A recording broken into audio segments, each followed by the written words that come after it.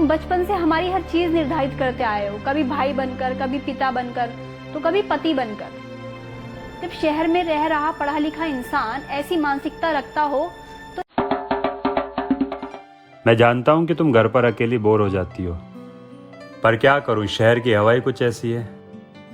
वो तो शुक्र है इस वायरस का कि इसकी वजह से हमें इतना समय साथ बिताने के लिए मिला। इट्स ओके जय, I am happy with you. ये सब ठीक हो जाए तो मैं भी जॉब के लिए अप्लाई कर दूंगी, अगर आपको कोई एतराज ना हो तो। नहीं, मुझे कोई ऐतराज नहीं है। हाँ, बस एक बार घर वालों से बात कर लेते तो ठीक था। वो क्या है ना, वो कभी नहीं मानेंगे कि उनकी बहू कहीं बाहर जाकर जॉब करे। तुम समझ रही हो ना मैं क्या कहना चाहता हूँ। तुम्हें पता है, आज से पहले मैंने कभी शहर को इतना शांत और सुंदर नहीं देखा।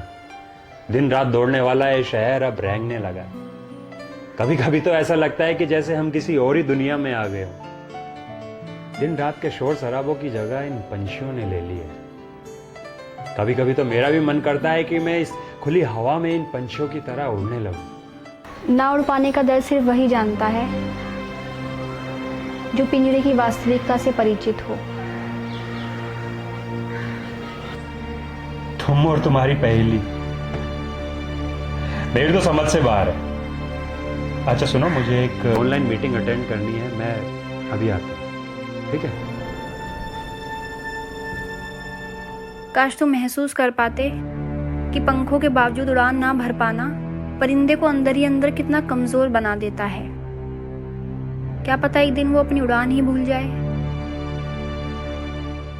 जो लोग एक्सीडेंट में मारे जाते थे, इस लॉकडाउन की वजह से उनकी संख्या में कितनी गिरावट आ गई है। और जो घर में हर रोज मरते हैं उनका क्या? वो तो ऊपर वाले के हाथ में है। तो इंसान के हाथ में क्या है फिर? इंसान के हाथ में कर्तव्य करना है, फल देने वाला तो वो है। और जब कर्तव्य ही दूसरों पर निर्भर करता हो तब क्या करना चाहिए?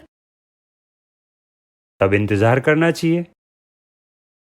और जब हमें पता हो कि इस इंतजार की कोई निर्धारित सीमा ही नहीं है, तब क्या करना चाहिए? तब बगावत करनी चाहिए। यार, बड़े अजीब अजीब से क्वेश्चन पूछती हो तुम भी। अच्छा सुनो, मुझे एक ऑनलाइन मीटिंग अटेंड करनी है, मैं अभी आता हूँ, ठीक है?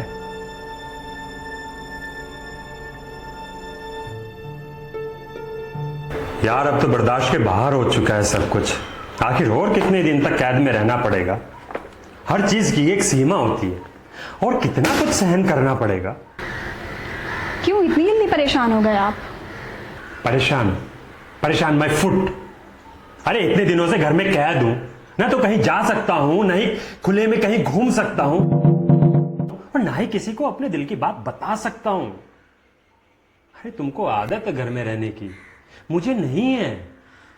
मेरी मजबूरियां आपको आदत लगती हैं? इसमें मजबूरी कहां से आ गई?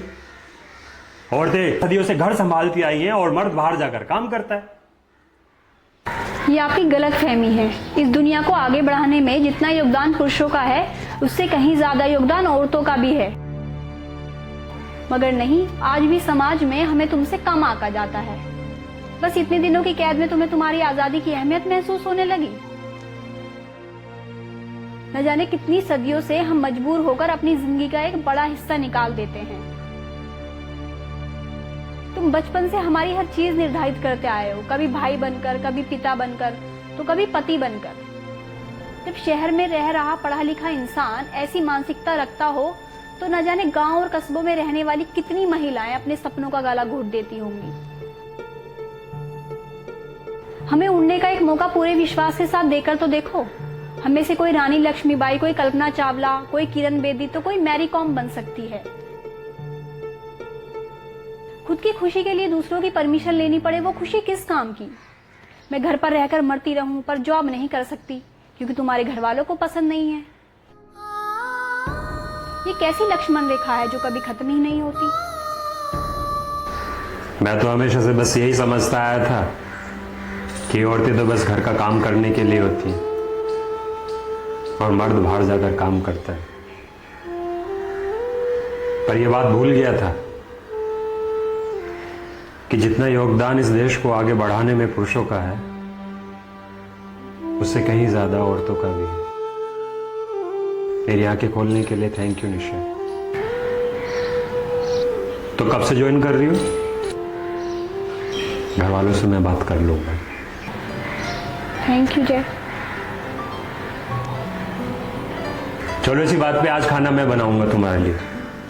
ये मेरी तरफ से तुम्हारे लिए एक ट्रीट है, तुम्हारी आजादी के लिए। परवाद से पहले जिनके पंख टूटे उन परिंदों के अरमान जानती हूँ। खोल दो पैरों की अनचाही बेड़ियां, मैं भी भरना उड़ान जानती हूँ। तुम जमीन तक सीमित रखना चाहते हो, यूं तो मैं सारा आसमान जानती हूँ।